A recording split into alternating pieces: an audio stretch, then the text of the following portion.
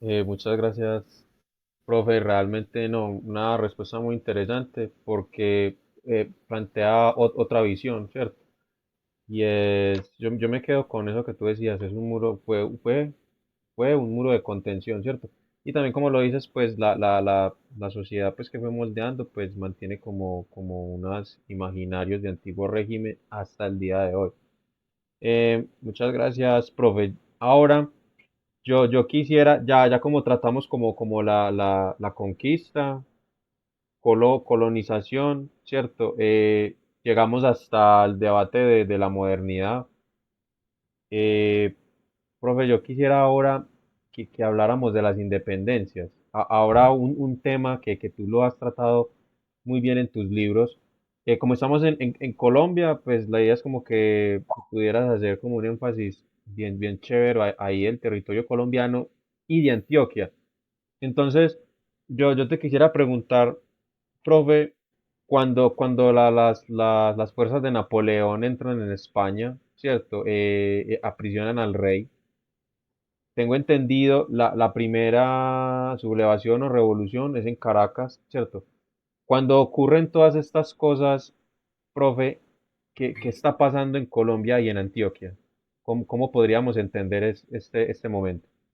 Bueno, yo pues he analizado mucho este fenómeno y lo he tratado pues como ampliamente pues en los libros, por ejemplo, en los dos libros que tú mencionas, pero además de eso pues en otros artículos y otros, digamos, elementos que yo utilizo pues como para plasmar todas esas ideas, ¿cierto?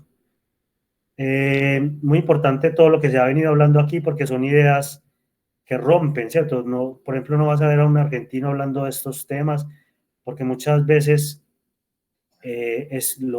todo este fenómeno del hispanismo son personas que se suben a este tren del hispanismo, ¿cierto? Y se suben tarde, ¿cierto? Se suben tarde y no tienen como un bagaje o una producción de, digamos, 20 años estudiando las fuentes, sino que lo hacen a partir de ver videos en internet y copiar Oh, ideas y básicamente copian ideas. Entonces, todo lo que digamos, por ejemplo, aquí es posible que se desarrolle pues como más adelante por estas corrientes, ¿cierto? Pero entonces es muy importante señalar esto, porque básicamente aquí lo que ocurre es, digamos, un proceso, bueno, porque, bueno, todo este contexto me ha permitido pues como sacar algunas tesis de por qué el fenómeno de la independencia, ¿cierto? ¿por qué Pero se mira, da? Sí. ¿por qué se da así? Porque mira que inicialmente lo hice a partir de una familia de un comerciante, o sea, desde un solo comerciante, desde un solo individuo, mirar a nivel macro cómo funciona o sea, todo este paradigma, todo este de cambio de, digamos, de chip, ¿cierto? Que entenderás pues que para la sociedad es muy difícil porque la sociedad básicamente tiene una dinámica, ¿cierto? La sociedad no tiene una dinámica normalmente de cambio. La sociedad antes, al contrario, tiene una dinámica de conservar lo que ya está establecido. O sea, el comerciante que vende zapatos, lo que pretende es seguir vendiendo zapatos, ¿cierto? Mm. El minero pretende seguir extrayendo de su labor pues el metal, el lechero pretende vender sus derivados de la leche o su producto a través del trabajo y digamos nunca están pensando en las filosofías modernas o en estos cambios que para ellos, o sea, te quiero decir con esto que la gente de pueblo, o sea, la gente del común y corriente, no es la que tiene el tiempo para hacer estas elucubraciones o absorber estas ideas y producir estos cambios. Siempre se dan por y es una élite minúscula, ¿cierto? Eso es muy importante porque siempre nos hablan de la sociedad de los criollos, sea, fueron los criollos los que propician el cambio, los que ponen, digamos, todo su potencial para generar estos cambios.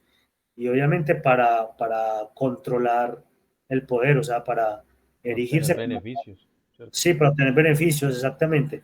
Entonces, yo pondría mucho en cuestionamiento esta tesis porque se observa es que es una élite y es la élite más minúscula. Jaime Sierra, que es un historiador, hace más o menos una caracterización de quiénes son los grupos que se adhieren a la independencia. Básicamente son las élites y una parte minúscula de las élites. Son las élites, por ejemplo, ilustradas, o sea, aquellos que tienen la oportunidad de enviar en Antioquia, por ejemplo, estamos hablando desde Antioquia hacia lo macro, que en Antioquia, por ejemplo, una provincia periférica, o sea, no es Cartagena, que es un epicentro del comercio, o no es una capital de virreinato como lo es Santa Fe de Bogotá. No, Antioquia es una provincia de la periferia y queda en la periferia, o sea, queda en un sitio muy lejano y de muy difícil acceso.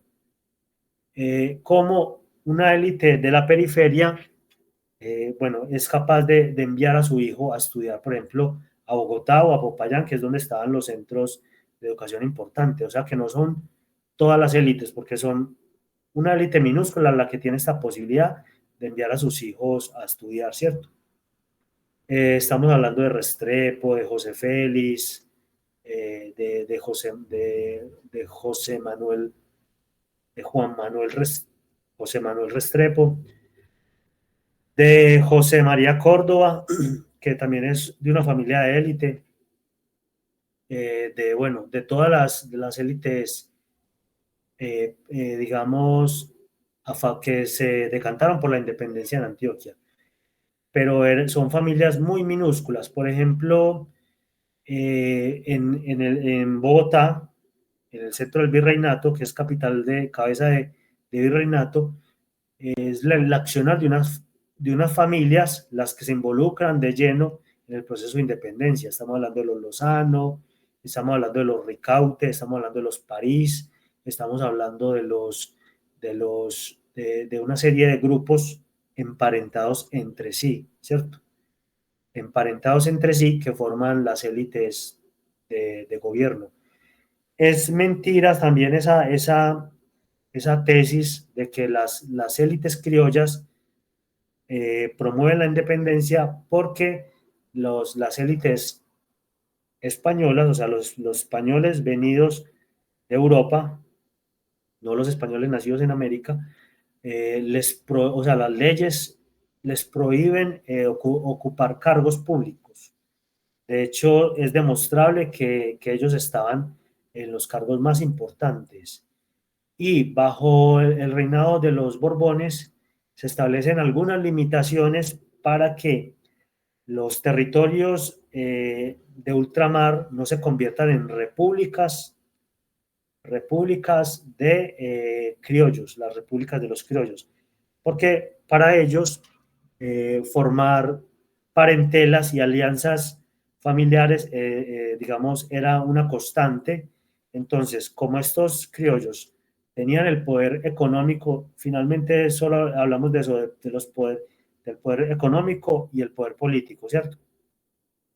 Las élites criollas llegaron a controlar esos dos poderes, pero los Borbones empiezan un poco a limitar el poder político, temiendo un poco eso, la formación de repúblicas a modo independientes, superautonómicas, porque ya de por sí el Imperio Español otorgaba bastantes autonomías.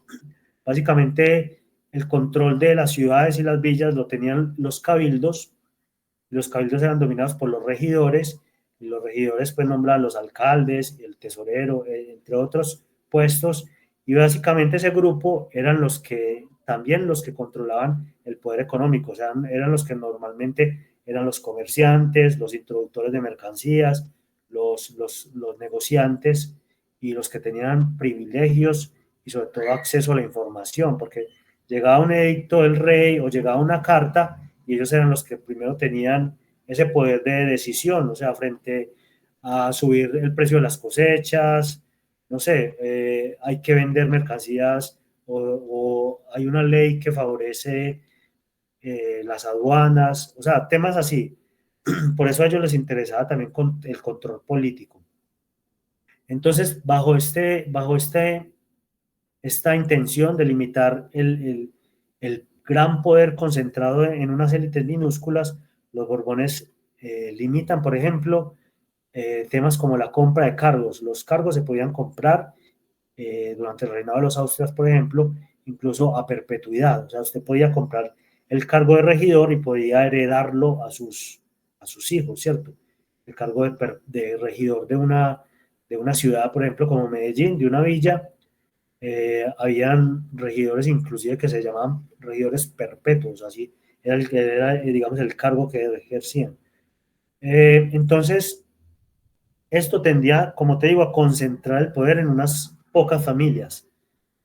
Normalmente lo que se hizo fue los Borbones ya es limitar la venta de cargos, o sea, ya no se podía comprar el cargo, ¿cierto?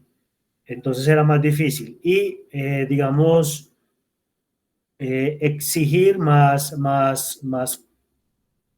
cualidades para los aspirantes a los cargos. Por ejemplo, una de ellas bueno, que eso se ve muchos en los pleitos, todos los que realizan documentación colonial, ¿cierto? Recordemos que muchos de los hispanistas no son hispanistas de libros, no revisan las fuentes, ¿cierto? Que son las fuentes las que nos dan gran riqueza en este sentido. Entonces, la fuente lo que revelan es la existencia de individuos que, digamos, tienen estas regidurías, ¿cierto? Que dominan el poder político. Entonces, una de las formas que limitan los Borbones es, por ejemplo, exigiendo la nobleza, o sea, entre comillas, nobleza, limpiezas de sangre y buen proceder de los aspirantes, ¿cierto? Entonces, ¿por qué te digo de la documentación colonial? Porque esto genera, por ejemplo, genera una serie de documentos que lo que llamamos las probanzas de hidalguía. Y aquí en Antioquia pues son numerosos. Todos los aspirantes a estos cargos tenían que probar que eran hidalgos, ¿cierto? La palabra hidalgo viene pues como de hijo de algo, o sea, que eran alguien, ¿cierto? O sea, es como hoy en día un aspirante a un cargo que no solo tenga que probar que está calificado pues en la profesión, sino que aparte de eso, probar pues como que su familia ha sido colaboradora siempre de los reyes y siempre ha sido aliada de los reyes. Como te digo, hoy se tipifica como corrupción, hoy lo podemos llamar clientelismo o, o, o que no hay democracia pues en la elección de los cargos, sino que anteriormente se beneficiaba a los servidores pues del rey y de la corona, del Estado y de la iglesia. Entonces lo que hacían ellos en estas probanzas de hidalguía era justamente eso, probar que habían servido a estos tres poderes. Entonces, ¿qué sucede? Se limitan el acceso, muchos de los aspirantes criollos no pueden comprobar esto, ¿cierto? O sea, no pueden comprobar que son de alta alcurnia o que sirvieron al rey en una batalla, o que sirvieron al rey, o que sus abuelos sirvieron al rey por allá en una batalla, entonces que merecen el puesto por haber sido tan fieles y leales. O sea, tienen más desventaja frente a estos aspirantes. Entonces lo que se llena es de aspirantes que vienen directamente desde España. Muchas veces no es así, muchas veces vienen desde México, desde Cuba, desde el Perú, y ocupan estos cargos de virreyes, de gobernadores. Por ejemplo, analizando los gobernadores de Antioquia eran de diversas procedencias. Uno, por ejemplo, que fue el último gobernador que tuvo Antioquia dentro del Imperio Hispánico, nació en Panamá, ¿cierto? Era Ayala. Entonces no se puede tampoco decir que la norma limitaba el puesto a los criollos, a los nacidos en América. Ayala había nacido en Panamá y había ocupado el puesto de gobernador de Antioquia. Hay muchos aspirantes, muchos sí son españoles nacidos pues en la península, o sea, en Europa, pero otros también son nacidos acá. Curiosamente, ninguno nacido en Antioquia, a menos que yo recuerde mal, precisamente por eso, para evitar que un hijo de la tierra tenga todo el control de la provincia y entonces pueda hacer sus tejemanejes y controlar la política y todo. Entonces, esta era una estrategia pues que se utilizaba. Fuera de eso, había unos sistemas pues digamos, de control, lo que hoy llamamos control político, como eran los oidores, ¿cierto? Y los juicios de residencia. Los oidores eran personas que iban de provincia a provincia precisamente oyendo, o sea, eran los oídos del rey y contándole cómo se manejaban estas provincias. Aquí en Antioquia tuvimos un oidor muy famoso que fue Moni Velarde, que aquí en Medellín tiene calles y tiene o sea, tiene monumentos, fue muy importante, que era asturiano. Este individuo, pues, se dice que vino aquí a finales del siglo XVIII, sí, XVIII, a hacer muchas obras públicas, hospitales, calles, puentes, y a mejorar el rendimiento, pues, económico de la provincia. Entonces, por eso se le llama el regenerador de Antioquia. Entonces, un poquito de esto para explicar que esos puestos muchas veces eran ocupados pues por españoles, pero por esa política de precisamente intentar reducir el máximo poder que podía tener las familias criollas cuando se unían. Entonces, una de las estrategias que utilizaron ellos es casarse, o sea, casar a sus hijas con estos individuos que venían de la península, que no tenían restricciones para ocupar estos cargos. Entonces, todos terminan teniendo un cuñado dentro de las altas esferas de la política. Todas las familias de poderosos tenían una hija esperándola a casarla con uno de estos poderosos, precisamente para influir a través de las vías femeninas, digámoslo así, en la política local. A través de la descendencia, a través de los hijos, terminan formándose verdaderas familias de poder. Todo esto para decir que no es una élite, no es una élite criolla amplia la que quiere los cambios, sino es una élite minúscula, ¿cierto? Entonces, básicamente eso estaba pasando cuando ocurre el vacío de poder, o sea, cuando Napoleón invade la península, implanta un rey y los españoles mismos de la península, de europeos, no lo aceptan como su líder, o sea, como su rey, sino que lo rechazan y se van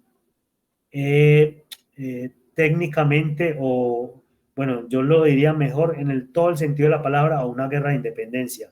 La guerra de independencia nace primero en España y es una independencia clásica, o sea, frente para liberarse de un estado de dependencia o de un poder usurpador, ¿cierto? O sea, de un, de un, de un digamos, un gobierno que es dependiente de otro gobierno, en este caso que es satélite del imperio de Napoleón, y se quieren liberar de ese imperio. Entonces de ahí nace el término independencia de España, ¿cierto? Las provincias americanas copian lo mismo, o sea, se quieren independizar de, De eh, Napoleón, de ¿cierto? Francia exactamente a sus inicios, pero luego, en un giro de acontecimientos, se quieren independizar de España. ¿Por qué? Porque España es garante del gobierno de Napoleón.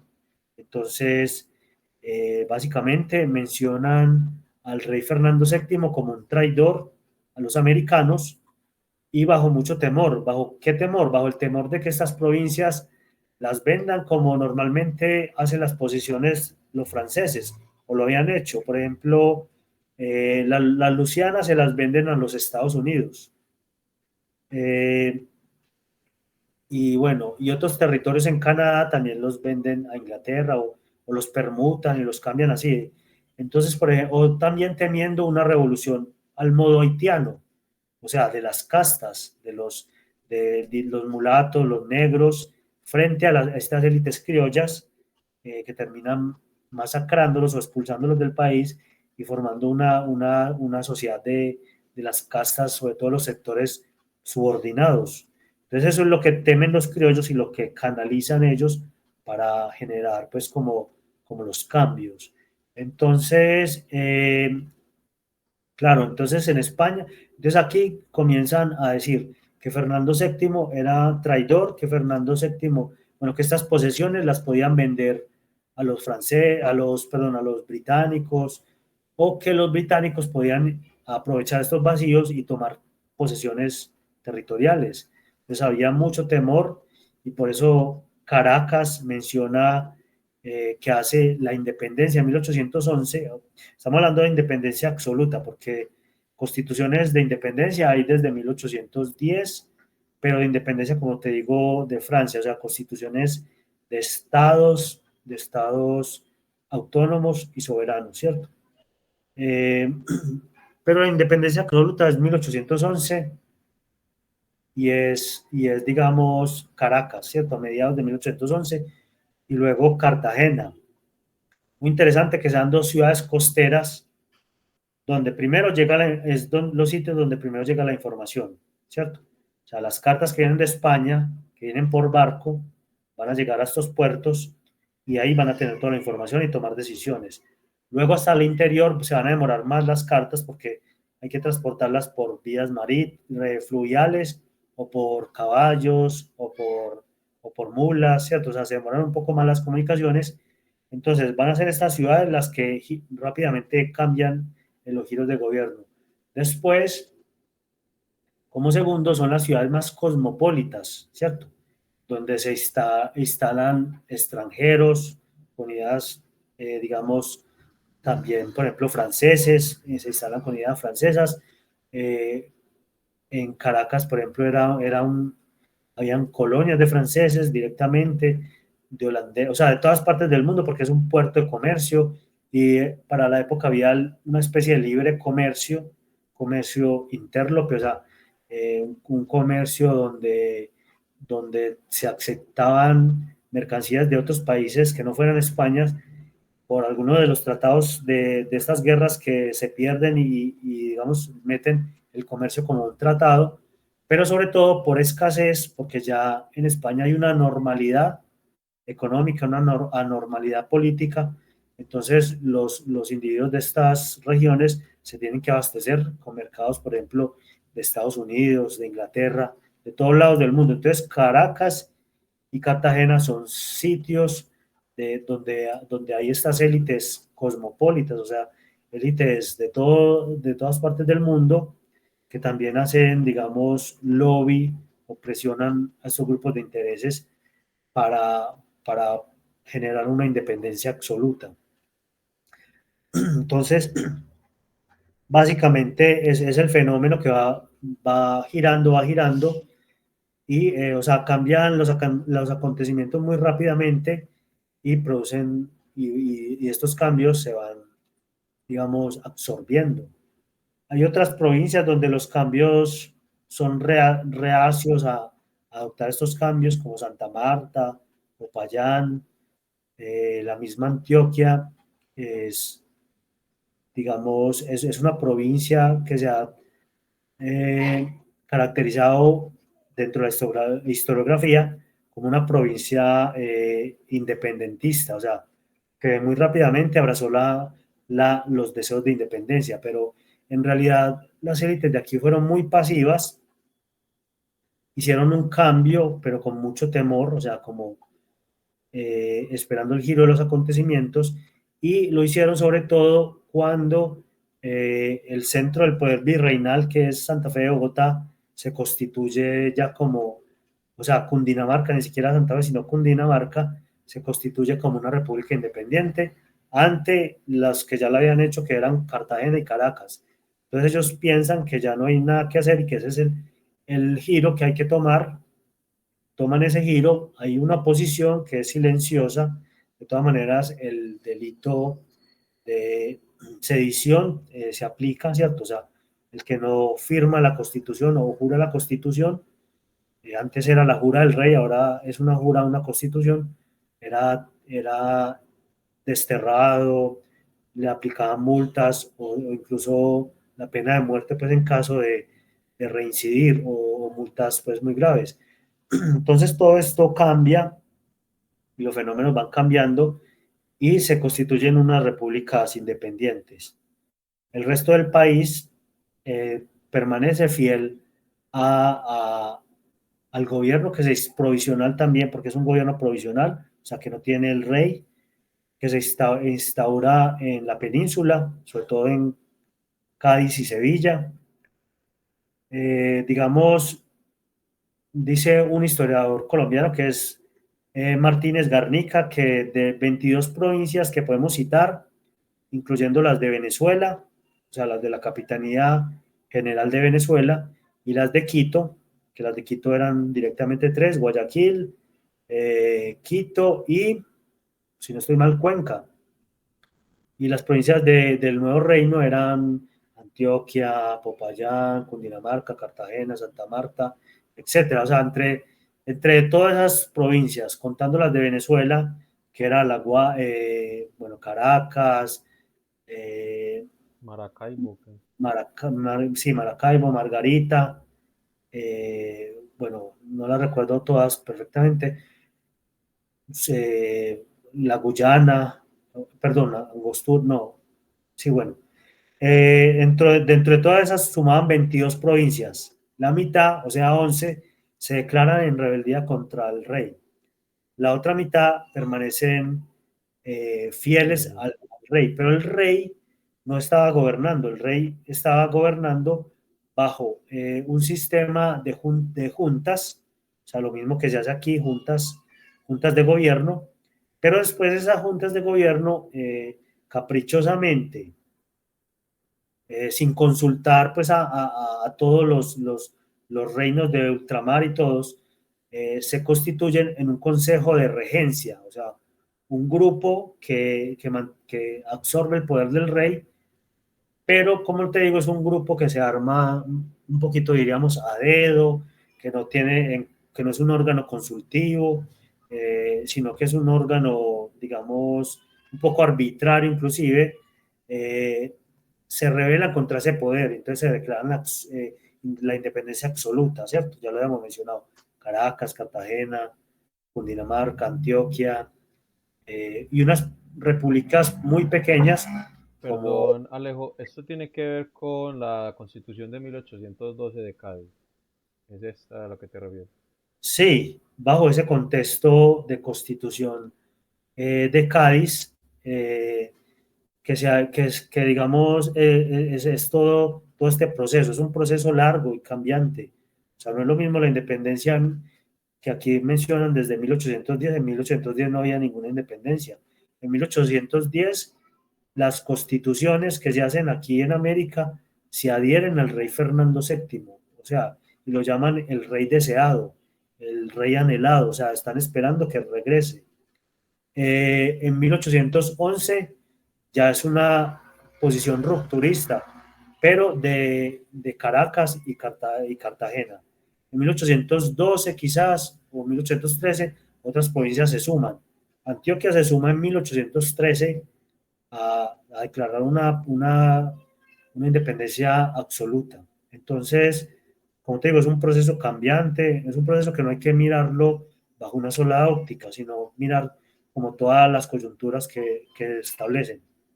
Total, muchas gracias, Alejo. Yo ahora me gustaría preguntarte, y ya teniendo en cuenta como lo que tú has mencionado en tus libros y en la conferencia que vi que tanto me gustó en la piloto, ahora que hablas de que la independencia primero se gesta en personas de élite, ¿cierto? Con sed de poder, ¿cierto? Son criollos que quieren, sueñan algún día con ellos ostentar el poder, ¿cierto? Con ambición. Gente con poder económico que anhelaba poder político.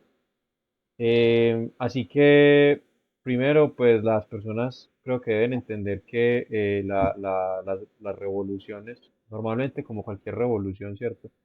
Y eso tiene que tener un músculo económico, un montón de cosas. Pero ahora yo quisiera preguntarte cuál es la situación de los indios, ¿cierto? Porque tú haces alusión a ello, por ejemplo, en la conferencia que dice en la piloto, de cómo, cuál es la posición de los indios, cuál es su bando, ¿qué pasa como en estas gentes? No solo en indios, sino digamos en las personas más del común. ¿Qué piensas? Bueno, en el caso de los indios, estamos mencionando ahora a Jaime Sierra, que indicaba la caracterización de las personas que más se inclinaban por la independencia, ¿cierto? Las que menos se inclinaban por la independencia eran precisamente los sectores que hoy llamamos subalternos, o sea, las sociedades de castas como los indios, los mulatos, los negros, ¿quién iba a decirlo? Los esclavos, inclusive se movilizan pues como a favor del rey. Los blancos pobres, ¿cierto? Como te digo, quieren seguir sacando su producción, sus zapatos, su comercio. Los, bueno, esto lo dice Jaime Sierra, ¿cierto? Entonces, al hablar en específico de los indios, podemos notar que son los que menos se adhieren a estos cambios. Entre otras cosas, no les favorece mucho porque si España, o sea, si el Imperio Español eh, tenía un sistema de privilegios hacia ellos, que eran las leyes de Indias, o sea, tenía una legislación especial que les aplicaba. Los, bueno, también respetaba su sistema de castas, o sea, continuaban habiendo caciques, continuaban habiendo privilegios, ellos eran tributarios, o sea, tenían que pagar un tributo al rey, una especie de impuestos, pero los podían pagar, digamos, en especies, o sea, los indios que estaban cerca de los ríos podían pagar en pesca, los indios que estaban cerca de las minas podían pagar con minas, los indios que estaban en las montañas y tenían tejido industrial podían pagar con mantas.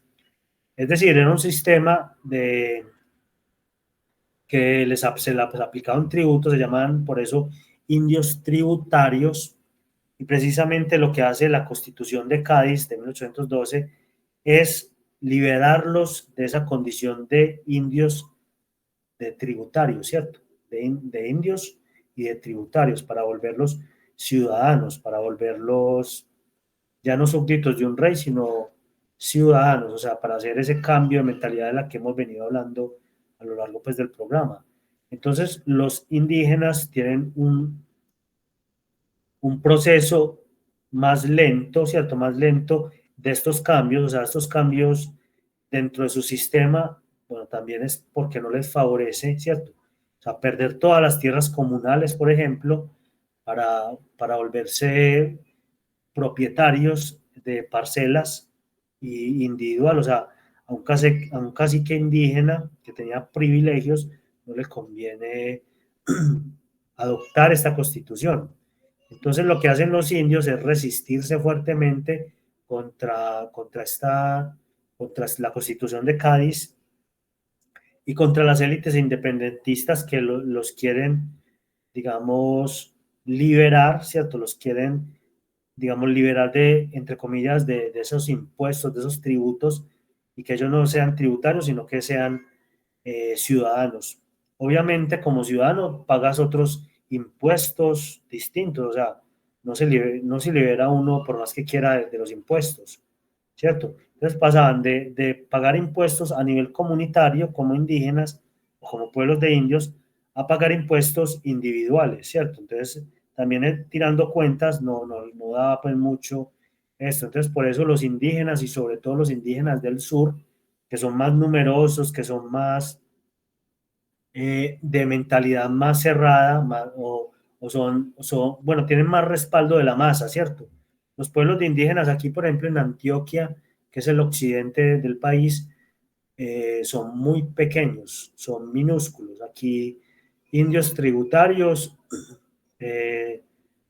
son muy poquitos, hay unos, pues, o sea, serían como unos, por ejemplo, que figuren como tributarios en un pueblo, por ejemplo, como Guatapé, que era un pueblo de indios, eh, serían unos 150 indios tributarios. Entonces, se podía multiplicar como por cuatro, entonces, por todo el pueblo serían por ahí unos 500 o menos de 600 indígenas que estaban en este pueblo de El Peñol, perdón.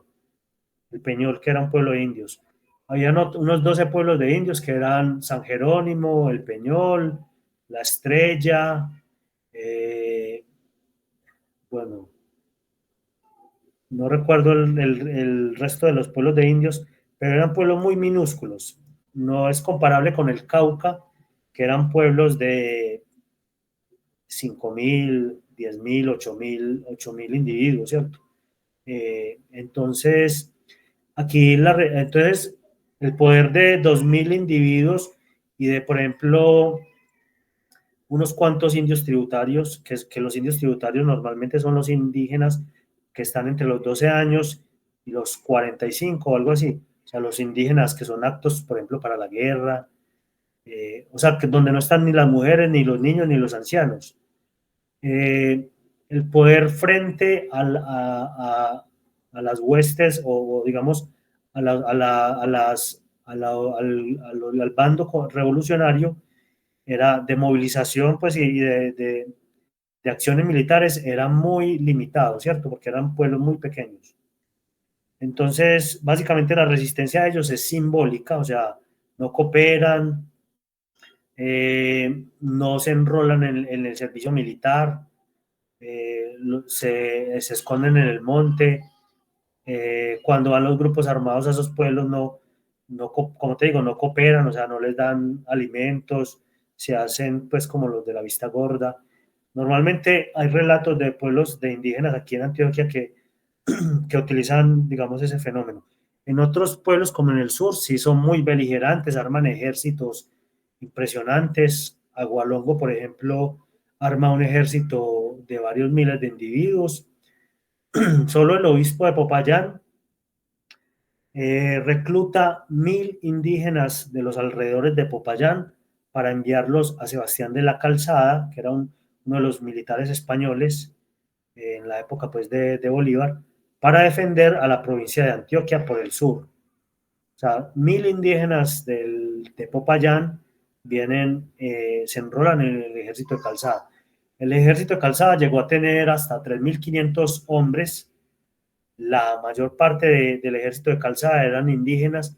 Los españoles que trajo Morillo ya estaban en decadencia. O sea, los regimientos del rey ya habían perecido por enfermedades tropicales, por los relevos, o sea, los relevaban, los mandaban a otros puestos, o por acciones de guerra, ¿cierto? Entonces, el grueso de los ejércitos del sur, por ejemplo, de Calzada, que es un ejército que custodió los confines de Antioquia, era mayoritariamente integrado por indígenas, por esclavos y por negros libertos, o sea, que estaban en libertad.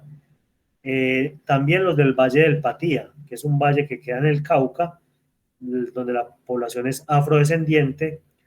En el Valle del Patía es donde Bolívar recibe pues de las peores derrotas, ¿cierto? Porque los digamos, autóctonos de esa zona, o sea, los esclavos ya libertos, lucharon ferozmente contra Bolívar. Incluso también en los confines de Antioquia hay un patiano que arma unas guerrillas que es de apellido Muñoz, y también, digamos, se ayuda pues como a los confines de Antioquia. Antioquia es muy importante porque es el punto que une el, todo el cordón occidental desde, desde Cartagena hasta el Perú, ¿cierto? Y desde Cartagena podemos contar con Panamá, con La Habana, incluso con México y con Europa, ¿cierto? Porque por ahí es la entrada de los barcos. Y en el sur podemos contar con todo el ejército realista del Perú. Entonces, por Antioquia se parte a la mitad, porque Antioquia es la provincia más occidental, junto con Chocó.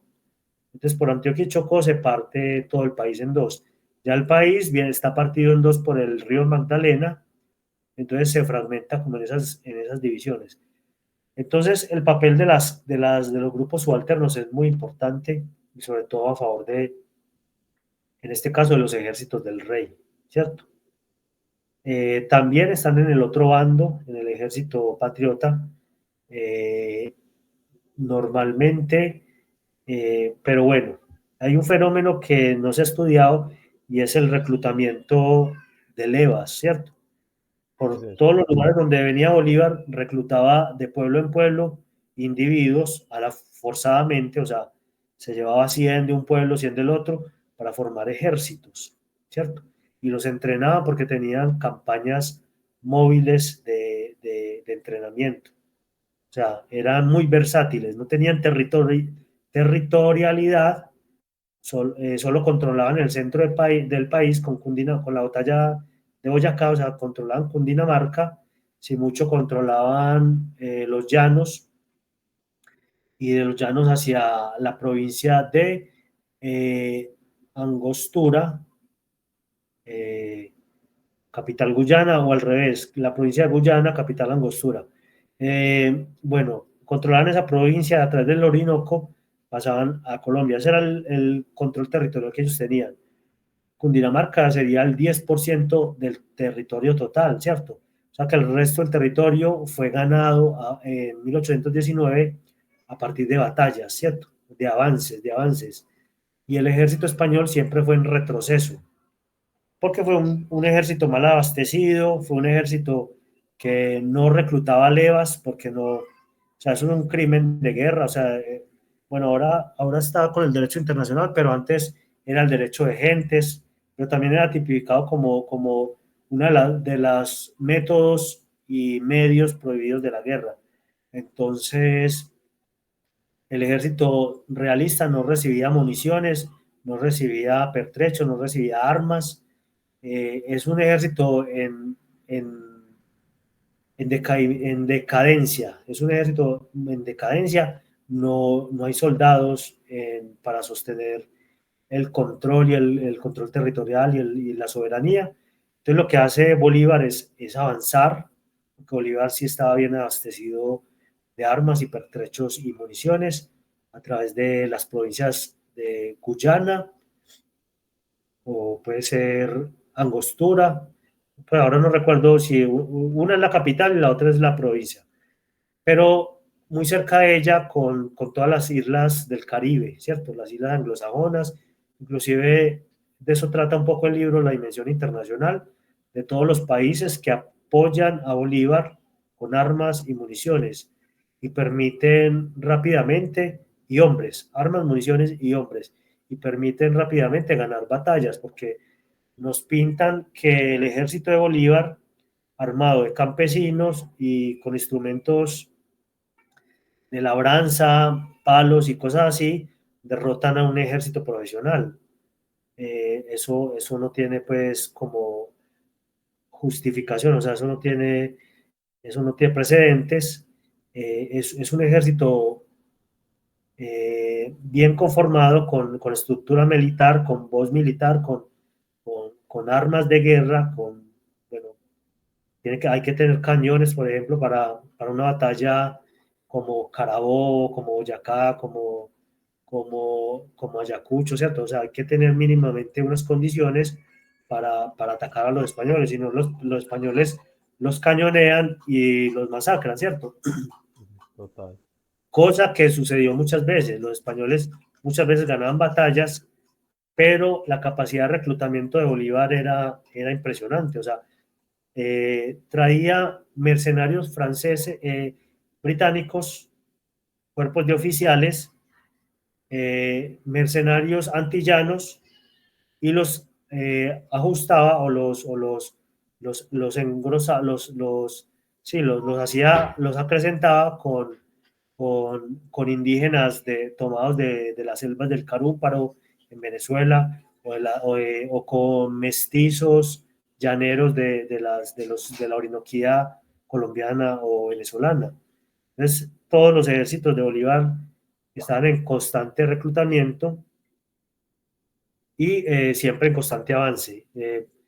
Hay una anécdota de Bolívar que le manda una carta a Santander, si no estoy mal, y le dice que le manda 2.000 fusiles enviados por el comandante Brión, que fue uno de los grandes abastecedores de pertrechos para la guerra, era natural de Curazao, o sea, era holandés, y le dice, como más o menos, le mando 2.000 fusiles, tiene usted ahora que conseguir 2.000 hombres, ¿cierto?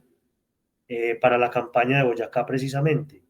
Entonces Santander como que logra reclutar esos 2.000 hombres de las selvas de, como te digo, de los llanos y de los llaneros, de los mestizos pues que vivían en los llanos, y ya pues es todo el cuento de Boyacá. Entonces es la visión pues como de la otra visión de la independencia, ¿cierto? Porque se ganan las batallas, porque hay un bando que apoya a los realistas, ¿cierto? Y como desde la provincia de Antioquia, o sea, una familia de comerciantes que en este caso eran de apellido Zulaibar, cómo se decantan hasta último momento en apoyar al rey, porque ya tenían un circuito de comercio establecido entre Antioquia, Cartagena, La Habana y Cádiz. Entonces, hacer el cambio de gobierno implicaba perder todo lo que ya habían construido. Entonces, ellos hasta el último momento intentan mantener digamos, la autoridad del rey en su jurisdicción, que es Santa Rosa de Osos o el norte de Antioquia. Hacen algunas acciones militares, pero finalmente son derrotados. Y cuando son derrotados, a los hijos que quedan les toca el cambio de gobierno, o sea, eh, ya volverse sumiso frente al nuevo gobierno. Entonces piden un indulto, son indultados, los perdonan, y luego ellos continúan con su sistema de comercio, pero ahora todos estos comerciantes que vienen de Medellín básicamente y del norte de Antioquia, ya les llaman los jamaiquinos, porque también el comercio vira hacia Inglaterra, o sea, se saca a España digamos, entrar a Inglaterra y ser la gran dominadora de todos los mares y de todo el comercio internacional en el siglo XIX. Entonces, ya los antioqueños no tienen como epicentro Cartagena y el Caribe, y el Caribe español, sino que tienen como epicentro ya el Caribe anglosajón, es decir, Jamaica, y de Jamaica directamente Londres. Y bueno, otras capitales europeas como París, y el comercio gira totalmente, o sea, deja de ser un comercio netamente español para convertirse en un comercio más internacional y más anglosajón. Em, Gracias, profe, por esa respuesta. De verdad, o sea, creo que las personas que lleguen a ver esto, o sea, van a aprender demasiado porque aquí lo que estamos haciendo es también eh, como abonar al pensamiento crítico y estudio crítico de la historia. Porque, profe, yo no hace mucho que salí del colegio y yo sé muy bien qué es lo que, no sé en qué habrá cambiado, pero, o sea, yo sé muy bien qué es lo que nos enseñan en la escuela y es que uno sale pensando que Bolívar es el libertador, ¿cierto? Bolívar, Santander, todos estos próceres, como con unos pensamientos altruistas de lo mejor y vienen y la gente los recibe con ganas, como si en verdad, como si en verdad en la Nueva Granada y en general en toda la América española la gente estuviera oprimida, la gente estuviera esperando ese Mesías que los liberara de los españoles. Por lo menos yo creo que eso es lo que sale pensando muchos jóvenes de la escuela y lo que piensa mucha gente hasta el día de hoy, pienso yo. Pero ya uno ver eh, o ya uno ver quiénes realmente engrosan las filas, de qué bando, que el bando realista está conformado principalmente por indígenas, por mulatos, incluso hasta por esclavos, por, las clases subalternas, como lo llamas tú, o sea, ya la leyenda negra se cae por completo. Entonces es muy interesante eso, profe. Ahora ya llegando como al final del programa, yo te pregunto si Bolívar y los patriotas, como ellos se hacían llamar, estaban fuertemente apoyados por Francia, por Inglaterra, tenían un ejército pues muy bien armado, todo. Profe, ¿quién apoya a España? O sea, ¿qué pasa con el resto de las monarquías europeas? ¿Cómo entender bien esa dimensión internacional que muy bien tú la tratas en tu libro, profe? Bueno, hay un apoyo a España, sobre todo después de la caída de Napoleón, donde las monarquías absolutistas o las monarquías, digamos, europeas, les interesa eh, frenar el avance de la revolución y el avance digamos, de la modernidad y de todos estos cambios que se vienen dando. Entonces, lo que hacen básicamente es reunirse en un congreso, el Congreso de Verona, y se reúnen Austria, eh, eh, Rusia, eh, incluso Inglaterra, ¿cierto? Incluso Inglaterra hace parte pues de esta coalición, podríamos llamarlo, que se establece en Verona pues en 1822, precisamente para frenar el avance del liberalismo y de todas estas corrientes que trastocaron pues Europa, ¿cierto? Sobre todo para liberar a España la época que llaman del trienio, o sea, de la revolución de Riego, donde se establece una especie de monarquía liberal, o sea, una especie de monarquía parlamentaria, pues una monarquía, como al estilo bueno, inglés. sí, sí, donde se establece un sistema que a través del sublevado, pues el general Riego, establece pues como lo que llaman el trienio liberal y la constitución de Cádiz, ¿cierto? O sea, vuelve la constitución de Cádiz de 1812. Entonces lo que hace es, incluso ya Francia también tiene esta coalición, lo que hace Verona es intentar frenar el avance de la revolución. Entonces, lo que ellos intentan es envían, por ejemplo, un ejército desde Francia, de ahí vienen los hijos de San Luis, no recuerdo el número exacto, pero los 100.000 hijos de San Luis o algo así, que van hacia España digamos, a conquistar España y liberarlas pues de, de, de esta corriente que amenaza pues como con destruir las monarquías en el mundo. Eh, Se plantea en Verona la posibilidad de que y Francia y Austria envíen ejércitos a América también para frenar el avance de la revolución. Entonces, más o menos como que Rusia va a México, Francia a Nueva Granada y digamos Austria al Río de la Plata, que eran los tres estados que se conformaron pues inicialmente y que primero fueron reconocidos pues su independencia. El resto de estados fueron divisiones de esos estados, ¿cierto? Entonces, básicamente nacieron esos tres estados. Bajo ese contexto, en 1822 también sale el presidente de Estados Unidos, Monroe, quien dice que cualquier agresión de las potencias europeas al territorio americano, los americanos, o sea, los estadounidenses, lo van a tomar como una agresión hacia ellos. Entonces, se declaran beligerantes frente a la restauración del Imperio Español, o sea, frente a la restauración del Imperio Español en América, o sea, frente,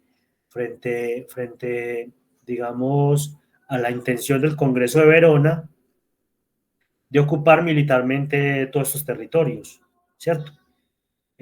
Todavía no se ha producido la batalla de Ayacucho, que es de 1824, entonces todavía la balanza estaba como incierta, es posible que desde el Perú viniera un gran ejército hacia el norte y recuperara otra vez el territorio, o sea, todavía no se sabía pues a certeza la suerte de Bolívar y todavía los estados eran, digamos, muy reacios a firmar convenios y reconocer la independencia de Colombia. El primero que lo hace es Estados Unidos precisamente en este año de 1822. Luego lo hace Inglaterra con la batalla de Ayacucho, que ellos ya dan por terminada las campañas de independencia, entonces ya hacen un reconocimiento de la independencia de Colombia y un tratado de libre comercio, y luego, bueno, otras repúblicas del mundo, ¿cierto? Otros estados, otros imperios. Entonces, esa es la parte que apoya, digamos, la restitución de la monarquía en América, pero como todos sabemos, terminan fracasando, o sea, nunca se presenta ese apoyo, salvo en España, que sí logran, digamos, contrarrestar la revolución.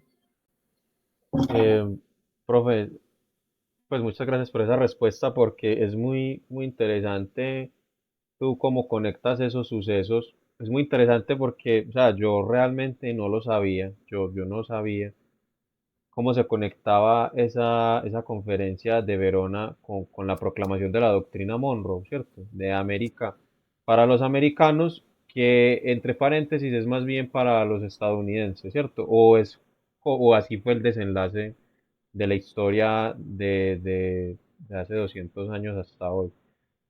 Eh, Profe, ahora a mí me gustaría ya uno teniendo como todo ese contexto y la gente ya, ya escuchando esta parte de la historia, que la verdad yo creo que lo que nosotros estamos hablando es lo que no se escribió oficialmente en los libros de historia, es de pronto hacer un balance de quiénes ganan y quiénes pierden realmente con la independencia, pues ya uno sabiendo quiénes integraban los bandos y cuáles eran los intereses. De aquí en adelante, no sé, por ejemplo, digamos la constitución de, si no estoy mal, de Angostura, el de Bolívar, la primera constitución de la Gran Colombia, eh, qué pasa con los indios. Sí, profe, o sea, a tu modo de ver las cosas, ¿quiénes ganan y quiénes realmente pierden con estas independencias? Bueno, en toda guerra, ¿cierto? Los que terminan perdiendo básicamente son los sectores populares, ¿cierto? Son los que ponen los hombres, son los que ponen, digamos, el hambre, ¿cierto? O sea, lo devastador que puede ser una guerra, el tejido industrial que tenía, digamos, la Nueva Granada se destroza, los brazos que habían para el trabajo, o sea, el trabajo del campo, hay una pérdida increíble de esos brazos, que eso también afecta a la economía, ¿cierto? O sea, no hay quien cultive, no hay comercio, ¿cierto? O sea, todo decae, y obviamente hay unos beneficiados. Ya habíamos mencionado pues que el comercio anglosajón es el gran beneficiado pues en todo esto. Ellos incluso obligan al país a firmar tratados de libre comercio, o sea, de amistad y navegación, bueno, es como hoy en día decir que Haití va a firmar un tratado de comercio con China, ¿cierto? Obviamente China, por ser una potencia gigante, se lo devora, ¿cierto?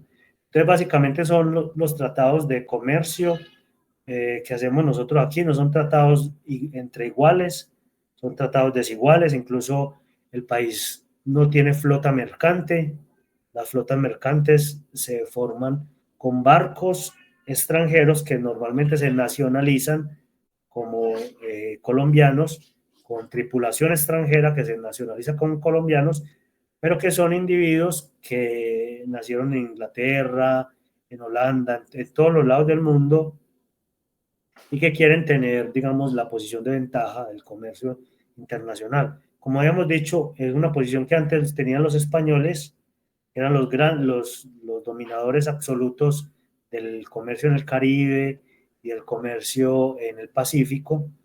De hecho, todas las historias de piratas del Caribe es gracias a eso. O sea, los piratas atacan es el comercio español, no atacan porque hay riqueza, o sea, hay opulencia.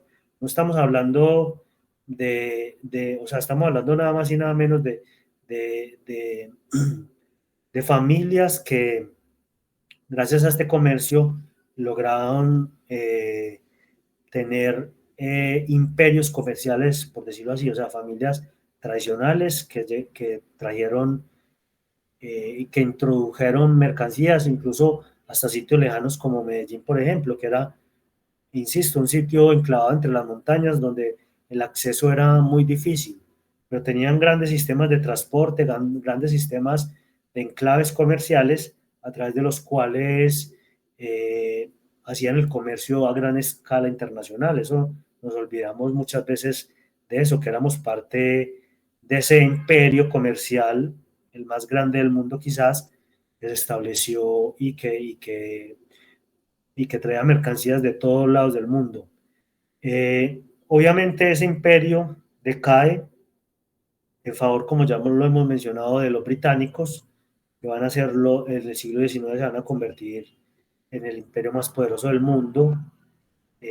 Van a dominar China, van a dominar todo el Pacífico, van a dominar los tres continentes, o sea, van a tener colonias en la India, van a tener colonias en el Medio Oriente, van a tener, o sea, va a ser un imperio en expansión, un imperio colosal, un imperio pues que solo nos lo imaginamos en las películas de la época victoriana o de las películas digamos, del comercio hindú, ¿cierto? De, es decir, de ese gran imperio que fue el británico, que fue un imperio comercial que traspasó todas las fronteras del mundo y incidía en todos los lugares del mundo donde quería poner mercancías e intereses. Nosotros terminamos pagando una deuda externa, precisamente por esa independencia, que se pagó 100 años después, más o menos en 1915, o sea, en la Primera Guerra Mundial se termina de pagar más o menos, pues, o poco antes, un poco, pues, un poco después, puede ser en la década de los 20, se termina de pagar la deuda externa que teníamos con Inglaterra. Inglaterra incluso tuvo posesión de la minería, por ejemplo en Antioquia, que es una provincia minera, y también por esa época los europeos abandonan el territorio, las minas del territorio, y curiosamente vienen los norteamericanos y se empiezan a apropiar de estas minas y estos territorios y a conformar lo que ellos llaman las repúblicas bananeras, porque también es un concepto de esa época, de 1800, de la década de 1800, perdón, de 1910, ¿cierto?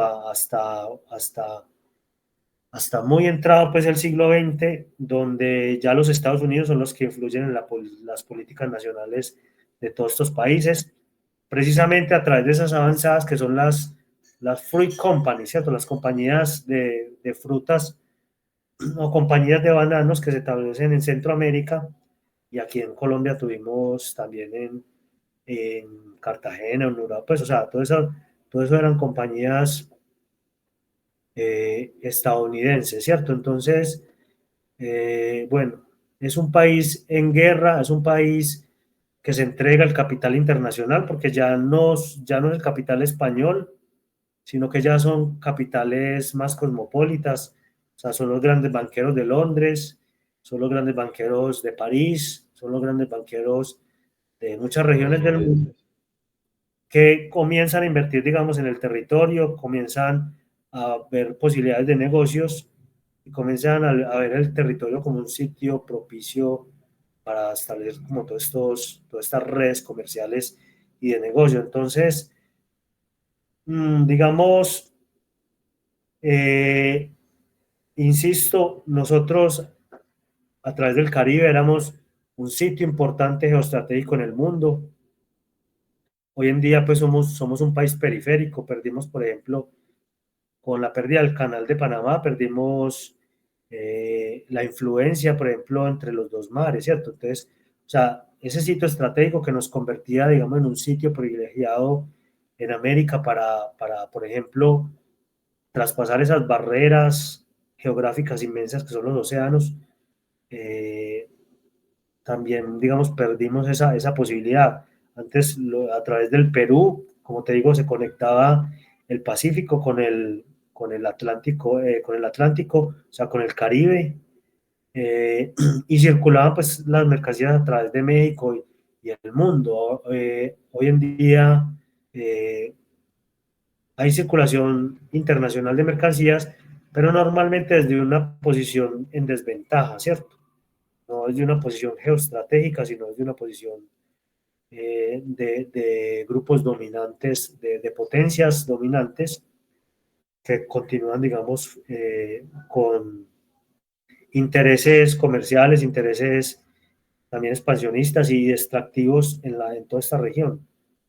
Entonces, precisamente se pierde mucho, ¿cierto? Con estas independencias se pierde autonomía porque todas estas regiones realmente eran autónomas, se pierde, se pierden muchas posibilidades.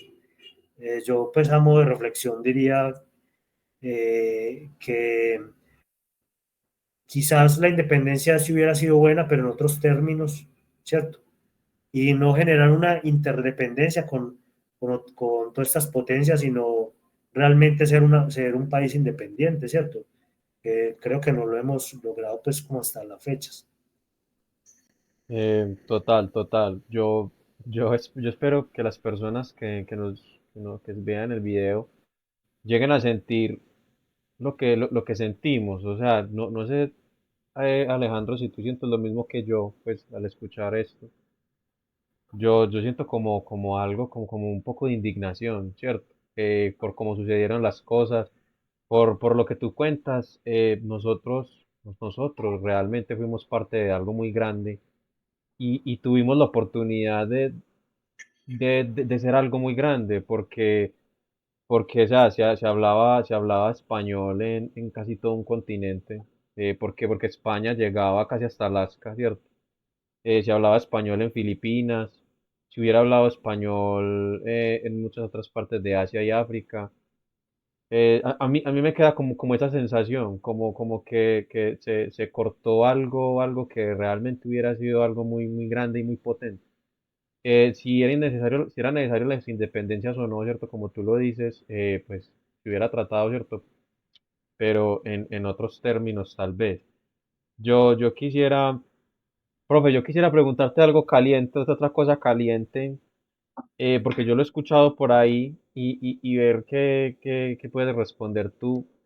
Y es hablando de esto, de que nosotros fuimos parte de algo muy grande y pudo haber sido algo muy grande.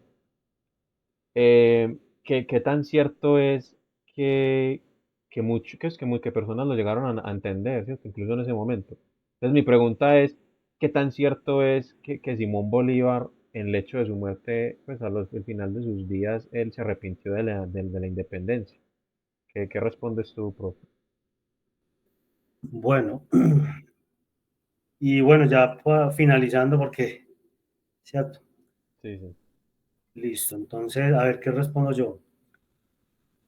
Bueno, Bolívar, hay algunos escritos de Bolívar bueno, que critica en lo que se convirtió todo, ¿cierto? En lo que, o sea, el anhelo que él tenía de formar un gran país, ¿cierto? Un gran país, al final se desvaneció porque por los conflictos internos, por las guerras que, digamos, y todos los intereses que se mezclaron y que él lo sufrió, digamos, en carne propia. O sea, Bolívar termina muy mal sus días. Bolívar tiene que renunciar y Bolívar venía de una constitución vitalicia, una constitución que fue muy polémica, que él instauró primero en Bolivia, ¿cierto?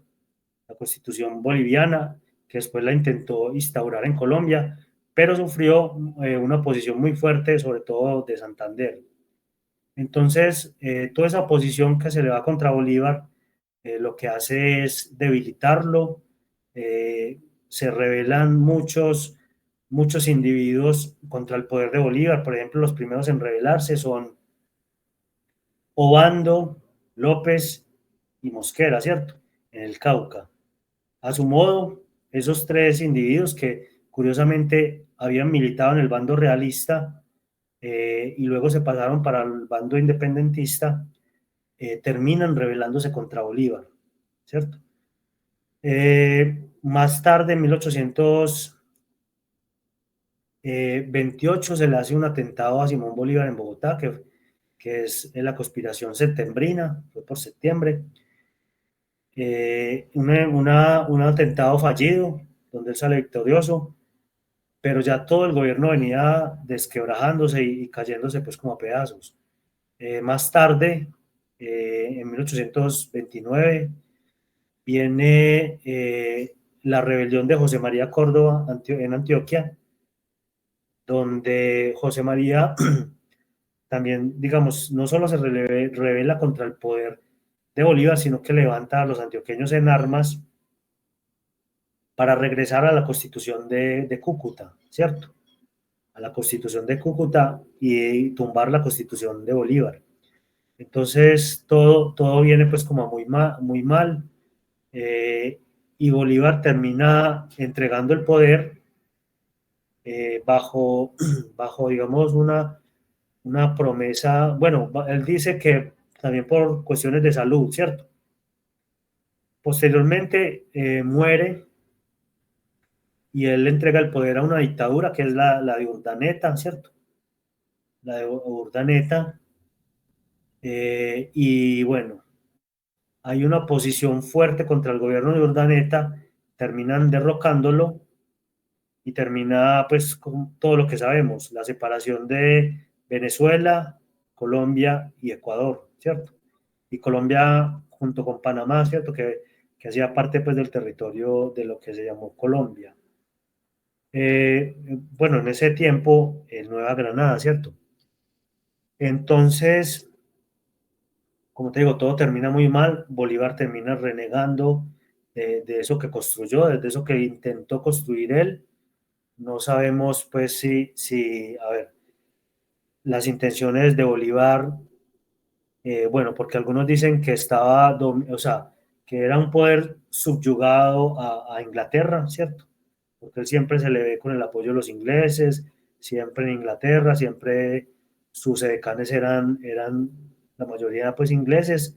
Precisamente en el atentado en Bogotá del 28, perdón, en septiembre de 1828 muere uno de sus edecanes, que era Ferguson, y siempre estaba rodeado pues como de un grupo selecto como por ejemplo O'Leary, que era también uno de sus edecanes, pero también era el que ejercía la política internacional, o sea, el embajador ante Estados Unidos, pues ante Inglaterra, o sea, el que ejercía pues como de ministro de Relaciones Internacionales, diríamos hoy en día, o que hacía un poco esas funciones, o sea, él llegó a cumplir varios cargos como en ese ámbito. Eh, pero quizás también la intención de Bolívar era formar un país grande, pero un país que definitivamente nunca fue lo que se proyectó, ¿cierto? O sea, un país que se dividió, que se fragmentó, un país que no, pues, o sea, que generó incluso divisiones, un país que perdió territorialmente frente a Brasil, frente a Perú. No, ante Perú gana territorio, perdón, con la guerra que le hace, o sea, la guerra colombo-peruana, pero mucho territorio se pierde frente a Brasil, mucho territorio se pierde, por ejemplo, con las Guyanas frente a Inglaterra. Hay en este momento estados coloniales en las Guyanas, ¿cierto? En, que estados que pertenecen a la Unión Europea dentro del continente suramericano, pero que son estados de la Unión Europea, o sea, estados en este momento coloniales, que no se han decolonizado o cosas así. Eh, entonces, yo diría que la pérdida territorial es un punto también sobre el que hay que reflexionar precisamente, y la pérdida económica pues, de estos territorios. Entonces, finalmente, los últimos días de Bolívar van a ser de decepción y va a morir como en las peores condiciones, o sea, va a morir enfermo, va a morir, incluso algunos piensan que envenenado o cosas así, ¿cierto? Hay teorías así sobre la muerte de Bolívar, pero de todas maneras muy decepcionado por lo que intentó hacer y que nunca se pudo porque nunca pudo pues como que este fuera un gran país, si es que era su ideal o simplemente era un caballo de Troya o digamos una ficha dentro de la geopolítica internacional. Poco no lo sabemos, lo que sí sabemos es que hay cartas de Bolívar donde se arrepiente de varias cosas, una de ellas es de haber dado la independencia, como él dice, a sus territorios. Pues en pocas palabras, que no lo merecían, pues como, pues como se llegó a decir. No, muy súper interesante eso, profe. Bueno, yo sé que llevamos mucho ya de programa. Profe, le voy a hacer Pues, la última pregunta, por favor. Uy, pero es muy sencillito. listo.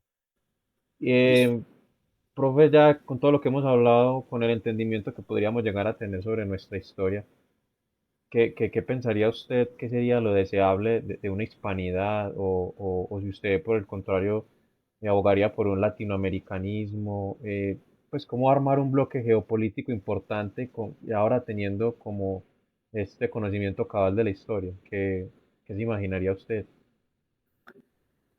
Bueno, a mí me parece muy interesante la geopolítica de la hispanidad, ¿cierto? Que puede unir territorialmente a muchos países, más de 20 países, ¿cierto? Que comparten todos estos lazos históricos, comparten un idioma, comparten, digamos, lazos también de sangre, por lo que hemos dicho, del sincretismo y de la mezcla, donde todas nuestras sociedades nacen bajo esos parámetros. Podríamos compartir una economía muy grande, ¿cierto? Una economía de peso internacional. Podríamos tener una geopolítica de la hispanidad, incluso una geopolítica del español, ¿cierto? Como lengua podríamos ser, y de hecho ahora lo somos, una de las lenguas hegemónicas en el mundo. Si no estoy mal, estamos por la segunda lengua materna, ¿cierto? Teniendo en cuenta que el inglés no es lengua materna de muchos pueblos que se comunican en inglés, y teniendo en cuenta que la primera es el chino mandarín digamos, Cantidad, ¿cierto? Por la población. inmensidad pues, de habitantes que hay allá. Pero ahora parece ser que la India supera, entonces por ahí el, yo bueno, ya no recuerdo el idioma pues hegemónico en la India, pero Muy ese raro, idioma, hablan como inglés, ¿sí, cierto? no, en la India sí hablan inglés, pero tienen un idioma nativo, Ujú. que es un idioma que está traspasando el número de habitantes al español, ¿cierto? Maternos, estamos hablando de la lengua materna. Materna. Es una de las lenguas en que más se comunica en el mundo, por ejemplo, en la Internet, que más genera conocimiento. Es decir, tenemos todo para generar una geopolítica del idioma, ¿cierto? Del idioma español, una potencialidad increíble. En este momento somos un gigante, pero un gigante dormido, ¿cierto? Un gigante al que no se le ha tocado como esas fibras sensibles que lo hacen despertar, como podemos ser más activos a nivel geopolítico, pues internacionalmente, y ya ahora ya que el mundo se establece en bloques, ¿cierto? Eh, por ejemplo, los BRICS, que es un bloque multilateral, multipolar, y bueno, que involucra a países de diferentes contextos y continentes, más sin embargo, pues, o sea, sigue siendo artificial porque son países que poco los unen en común, salvo la lucha contra otro poder hegemónico que es bueno, el del sistema, por ejemplo, el dólar, ahora pues con la economía, ¿cierto? Del sistema militar de la OTAN, ¿cierto? El sistema básicamente occidental, estadounidense occidental. eh, o sea, el tema BRICS surge como un grupo contrahegemónico, pero también hay grupos regionales muy interesantes como los chinos, ¿cierto? Con Corea del Norte, eh, ¿cierto? Otros grupos, bueno, intereses regionales, ¿cierto? Sí. Los rusos con la Asia zona de influencia, Central, sí. exacto, la zona de influencia de la antigua Unión Soviética. De hecho, se están en este momento generando muchas guerras por estos puntos geoestratégicos, geopolíticos. No, no es extraño pues que este continente, siendo también un punto estratégico, también desarrolle pues a futuro una guerra similar a las que estamos viendo. Bueno, para avanzar pues y para terminar rápidamente, tenemos pues, o sea, regionalmente no seríamos como una unión artificial, toda vez que tenemos un vaso comunicante muy importante que es el idioma, nuestra misma cultura que todos reconocemos como propia, o sea, no nos sentimos extraños en un país pues de nuestro entorno y estamos muy acostumbrados a consumir productos, estoy hablando a todo nivel, culturales, productos gastronómicos, productos, Claro. eh, sí, Folclóricos, la música. folclóricos, de todos estos países nos nutrimos. Eh, Incluso, pues está, es decir, hay movimientos entre países, flujos migratorios, ¿cierto? Ahora, con todos los flujos migratorios que están habiendo, pues, o sea, realmente somos artificial, o sea, artificialmente somos el mismo país, ¿cierto? O sea, artificialmente porque tenemos fronteras, pero no es artificial la unión de todas estas fronteras porque ya antes habíamos sido pues como un mismo país, entonces yo veo pues con mucha potencialidad. Ahora que eso sea una realidad, pues me parece, o sea, no sé hasta qué punto sea probable, toda vez pues que, como te digo, hay grupos hegemónicos y contrahegemónicos que están en disputa pues en este momento internacional y no sé qué tanto Hispanoamérica o Latinoamérica quiera, digamos, o se despierte un sentimiento que sea capaz de convocar hacia esta unión. Ahora pues es un fenómeno de las redes sociales digamos, un fenómeno básicamente de las redes El sociales, pues internet, sí.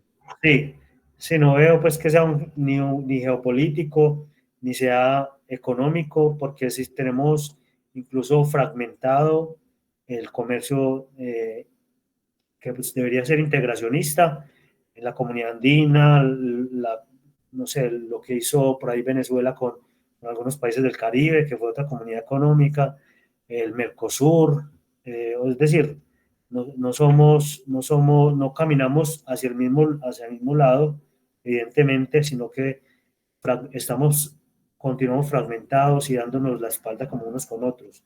Incluso con guerras a lo largo pues de nuestros 200 años como países pues independientes, guerras entre hermanos, pues la guerra del Pacífico, la guerra de la Triple Alianza pues en el sur, guerras colombo-peruanas, guerras, bueno, muchas disputas fronterizas, o sea, veo pues como también caótico, ¿cierto? Caótico, una unificación pues como, o por lo menos no una unificación de facto, sino un pensamiento, por ejemplo, panamericano, que no sea hegemónico con Estados Unidos, que nos ve como algo del cual, digamos, como un territorio del cual tomar ventaja y tomar digamos, bueno,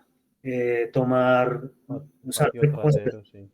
sí, no quería decir la palabra, pero sí, como un territorio canjeable, como un territorio donde supuestamente tenemos tratados de asistencia recíproca y tratados internacionales con la OEA, ¿cierto? Con los grupos del continente americano, pero que curiosamente cuando hay una guerra, por ejemplo, contra Inglaterra, como sucedió en las Malvinas, o cuando hay una disputa territorial, no intervienen los Estados Unidos con todo su potencial militar para contrarrestar, digamos, ese poder o es interés internacional en el mismo hemisferio. Entonces, es decir, no veo difícil pues como la tarea de seguir esa geopolítica al español o esa geopolítica a la hispanidad. O sea, la veo como impensable, pues, o sea, como a corto plazo irrealizable. Entiendo, profe, pero al menos como ese es como el camino que se debería transitar, ¿cierto? Y pues bueno, algo tenemos que hacer, ¿cierto? Algo tenemos que hacer. Profe, no, De momento, estudiar pues como la historia para comprenderla, analizarla no desde una posición fanática, como mencionamos al inicio, desde leyendas negras o leyendas rosas, sino desde nuestros territorios, o sea, cómo podemos elevar la potencialidad de nuestros mismos territorios, ¿cierto?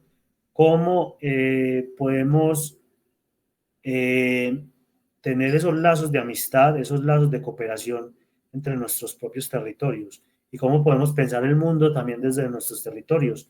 Porque mira que hemos mencionado una serie de corrientes filosóficas que siempre han venido de afuera, ¿cierto? Siempre han venido desde corrientes hegemónicas como Estados Unidos y Europa, ¿cierto? Por ejemplo, para retomar y ya para finalizar, lo que hablamos del premio Nobel, ¿cierto? Desde el premio Nobel de Economía, que piensan que nosotros somos como somos gracias a que venimos de una colonización de España y ellos son lo que son porque vienen de los británicos o los ingleses. Entonces, para cerrar, yo diría eso. total, total. Muy de acuerdo. Nosotros tenemos que tomar las riendas, nosotros mismos de nuestra propia historia, ¿cierto? Eh, Profe, no, la verdad me voy muy, muy encantado. Muchísimas gracias. Yo espero tenerlo nuevamente en el canal. De verdad que no, profe, muy, muy agradecido. Muchas gracias a vos, Juan Pablo. Y bueno, sí, es necesario otra reunión porque tratamos demasiados temas, Total. intentamos condensar 200 años de historia, incluso hasta 500 años de historia, en un video que ya resultó de por sí largo. Entonces, muy interesante mirar cada una de estas particularidades y abordarlos pues como desde otra visión, ¿cierto? Y con más tiempo, obviamente. Muchas gracias a vos. Muchas gracias por llegar al final de este video. Si te gustó, recuerda darle like, comentar y suscribirte. Es muy importante para mí tu apoyo. Abajo dejaré mis redes sociales y mi Patreon. Si puedes colaborar para que yo siga realizando este trabajo, te lo agradecería mucho. Así que muchísimas gracias y nos vemos en un próximo video. Chao, chao.